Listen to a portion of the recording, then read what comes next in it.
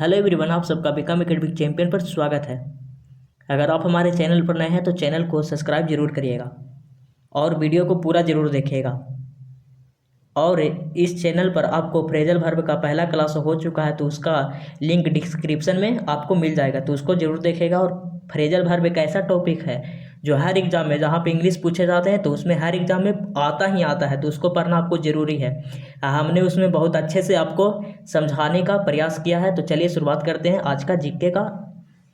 तो देखिए, भारत संयुक्त राष्ट्र संघ के सुरक्षा परिषद का स्थायी सदस्य नहीं है। जो भारत और संयुक्त राष्ट्र के जो सुरक्षा परिषद होता है, इसमें 5 अस्थायी सदस्य होते हैं, उसमें है जो भारत अस्थायी सदस्य नहीं है।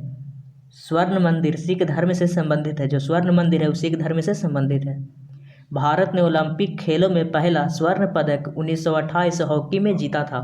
ये जो भारत है उसने ओलंपिक खेलों में जो पहला स्वर्ण पदक जीता था वो 1928 में हॉकी में जीता था।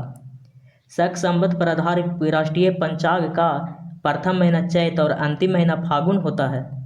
आदि मानव ने सबसे पहले आग जलाना सीखा था। आग जलाना सबसे पहले किसने सीखा था? तो आदि मानव ने सीखा था।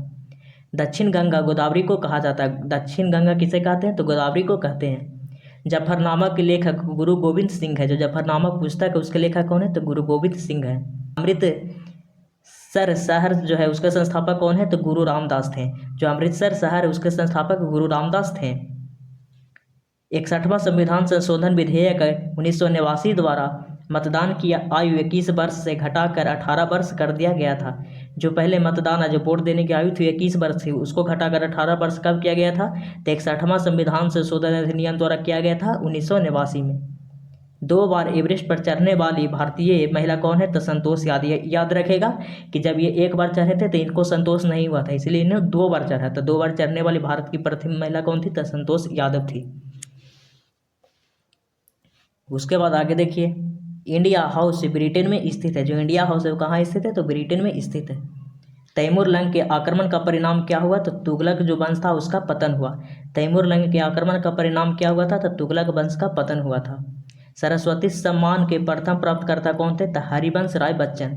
जो सरस्वती सम्मान है उसके प्रथम प्राप्तकर्ता कौन थे? तो हरिवंश राय बच्चन थे। मुगल काल में सूरत एक प्रमुख बंदरगाह था। जो मुगल काल में जो सूरत है वो एक प्रकार प्रमुख बंदरगाह था, जिसे बाबुल का मक्का भी कहा जाता था। दीपशिखा पद का रचनाकार कौन है? तो महादेवी वर्मा है। दीपशिखा जो पद है उसके रचनाकार कौन है? तो महादेवी वर्मा है। Harry Potter and the goblet of fire के लेखक कौन है? तो जेके रॉलिंग है। Harry Potter and the goblet of fire के लेखक कौन है? तो जेके रॉलिंग है। भारत का 28वां राज्य है तो झारखंड। गरीबी रेखा का मापन किया जाता है तो कैलोरीय खपत पर आधारित है। जो गरीबी रेखा का जो मापन है कैलोरीय खपत पर आधारित है। मूल परिवर्तन पर वृद्धि या ह्रास करने की प्रवृत्ति मांग का लचीलापन होता है। जो मूल परिवर्तन पर जो वृद्धि या ह्रास करने की जो प्रवृत्ति होती है वो मांग का लचीलापन होता है। पूंजी वह संपत्ति है जिसका प्रयोग संपत्ति अर्जित करने के लिए किया जाता है। पूंजी वह संपत्ति है जिसका प्रयोग संपत्ति को अर्जित करने के लिए किया जाता है। चंद्र ग्रहण लगता है तो जब पृथ्वी सूर्य एवं चंद्रमा के बीच आ जाती है, मतलब जो सूर्य और जो चंद्रमा उसके बीच पृथ्वी आ जाती है तो चंद्र ग्रहण लगता है।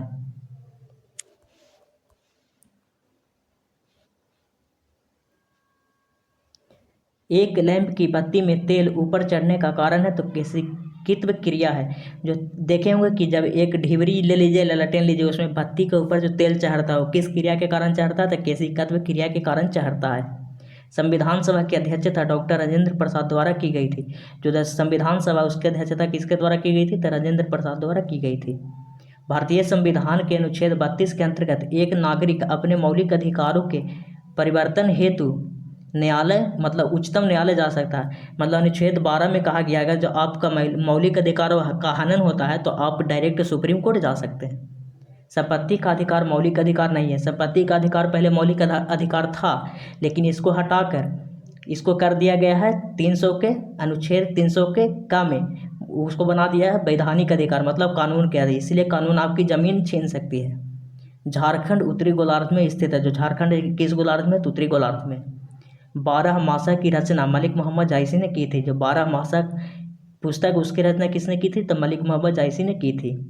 7वीं पंचवर्षीय योजना 1985 से 90 में गरीबी रेखा को परिभाषित किया। जो सातवीं पंचवर्षीय योजना है 1985 से 90 के बीच, तो उसमें गरीबी रेखा को परिभाषित किया गया। उसके बाद देखिए द्वार समुद्र में होयसाला भवन कला का सर्वोत्तम उदाहरण मिलता है। ये जो द्वार समुद्र है वो होयसल वंश की राजधानी थी, ये भी याद रखिएगा। मकर रेखा के उत्तर एवं कर्क रेखा के दक्षिण में स्थित उष्णकटिबंध कहलाता है। जो मकर रेखा के उत्तर है और कर्क रेखा के जो दक्षिण में है उसे क्या बोलते हैं, तो उष्णकटिबंध बोलते हैं। उत्तर समशीतोष्ण क्षेत्र में मौसम परिवर्तन का अधिकार प्रभाव अनुभव होता है। कौटिल्य का अर्थशास्त्र राजनीति से संबंधित है। जो कौटिल्य है उसका जो अर्थशास्त्र जो पुस्तक है वो किससे संबंधित है, तो राजनीति से संबंधित है। सबसे बड़ा कपास उत्पादक देश चीन है। महान्यायवादी संसद सदस्य बने बिना पार्लियामेंट की कार्रवाई में भाग ले सकता है। जो महान्यायवादी है उस संसद के सदस्य बने बिना भी पार्लियामेंट की जो कार्रवाई होती है उसमें भाग ले सकता है। विषुवत से दूरी किसी क्षेत्र की वर्षा को प्रभावित नहीं करता। अगर जो विषुवत से जो दूरी है वो किसी भी क्षेत्र की जो वर्षा वहाँ पे होती है उसको प्रभावित नहीं करता है। भारतीय संविधान की न्यायिक पुनरीक्षण विशेषता को अमेरिकी संविधान से ग्रहण किया गया है। जो भारतीय संविधान की जो न्यायिक पुनरीक्षण जो विशेषता है उसको अमेरिका के संविधान से ग्रहण किया गया है।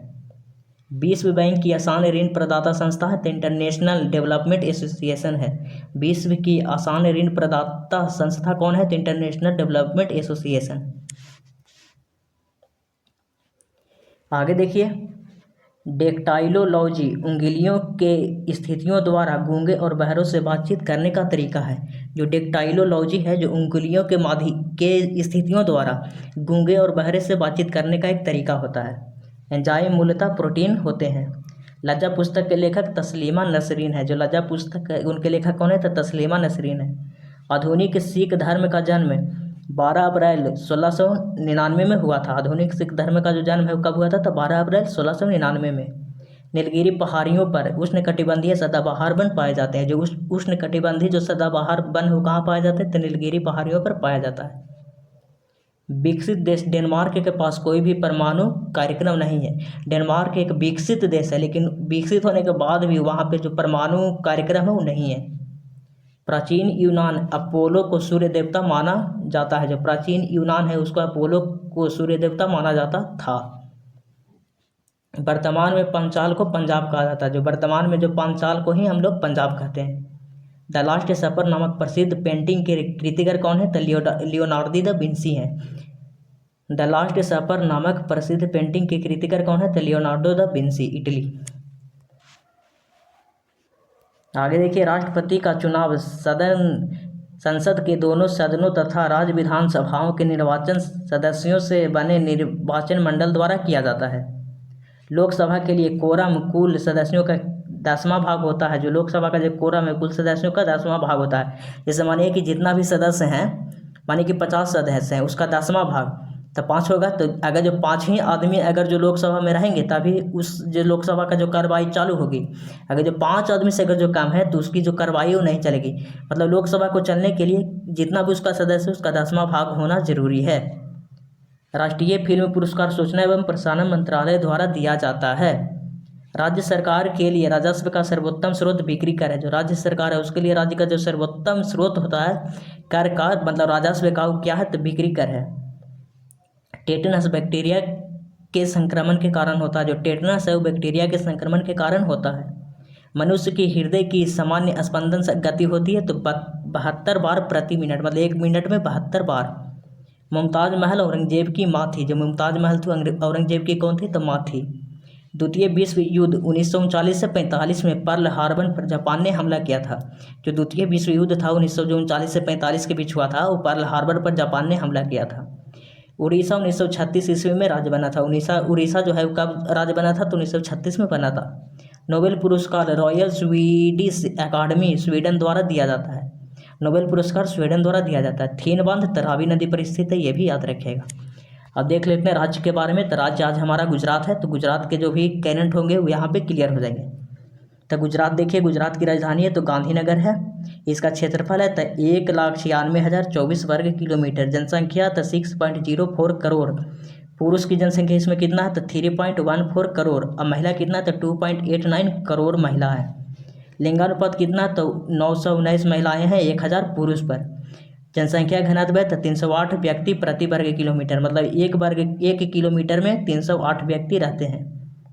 साक्षरता है तो 78%, पुरुष 85.8%, महिला तो 69.7%।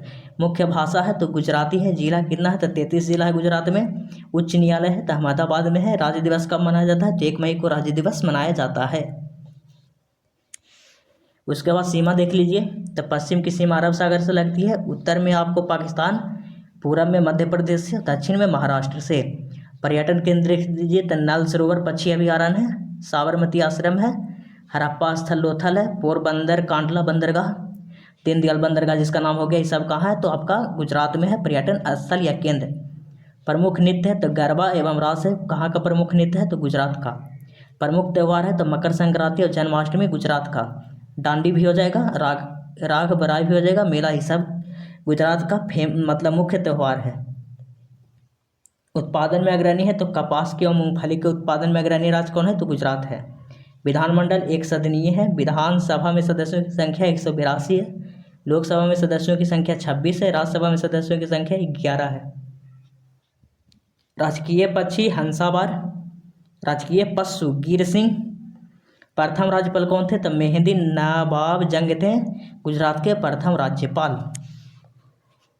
गुजरात के प्रथम मुख्यमंत्री कौन थे तो डॉक्टर जीवाराव मेहता। पहली मई 1960 को वर्तमान राज्य गुजरात का अस्तित्व में आया। जब 1 मई 1960 का था, वर्तमान राज्य गुजरात जो है अस्तित्व में आया था। नर्मदा नदी गुजरात की जीवन रेखा कहलाती है। गुजरात की जीवन रेखा किस नदी को कहते हैं तो नर्मदा नदी को कहते हैं, ये भी याद रखिएगा। भारत का मैनचेस्टर अहमदाबाद को कहा जाता है। जो भारत का जो मैनचेस्टर उसे अहमदाबाद को कहा जाता है। 26 जनवरी 2001 को गुजरात के भुज में भारत का सबसे भयंकर भूकंप आया था। जो 26 जनवरी 2001 को जो गुजरात के जो भुज है वहाँ पे भारत का सबसे भयंकर भूकंप आया था, ये भी याद रखिएगा। जनसंख्या के अनुसार सबसे बड़ा जिला है तो अहमदाबाद है गुजरात में। केंद्रीय नमक और समुद्री रसायन अनुसंधान संस्थान भावनगर में स्थित है गुजरात में। केंद्रीय नमक और समुद्री रसायन अनुसंधान संस्थान कहाँ स्थित है तो भावनगर जो गुजरात में पड़ता है। जनसंख्या के अनुसार सबसे छोटा जिला है तो डांग है। सिंधु घाटी सभ्यता का सबसे महत्वपूर्ण केंद्र लोथल जो एक बंदरगाह था वो कहाँ तो गुजरात में स्थित है। कर्क रेखा इस राज्य की उत्तरी सीमा से होकर गुजरती है। कर्क रेखा। गुजरात की सबसे लंबी नदी तो भादर नदी है। इस राज्य का प्रमुख बंदरगाह है तो कांडला बंदरगाह है। गुजरात का महत्वपूर्ण उद्योग है तो सूती वस्त्र उद्योग है। तो यहाँ तक आज हमारा जीके का क्लास 9 खत्म होता है। अगर जो वीडियो अच्छी लगी हो तो चैनल को लाइक और सब्सक्राइब जरूर करिएगा, और फ्रेजल वर्ब का वीडियो आप जरूर जाकर देखें। और उस पर अगर जो आपको वीडियो अच्छी लगती हो तो कमेंट करें कि अगला वीडियो आपको मिले। तो थैंक यू, धन्यवाद।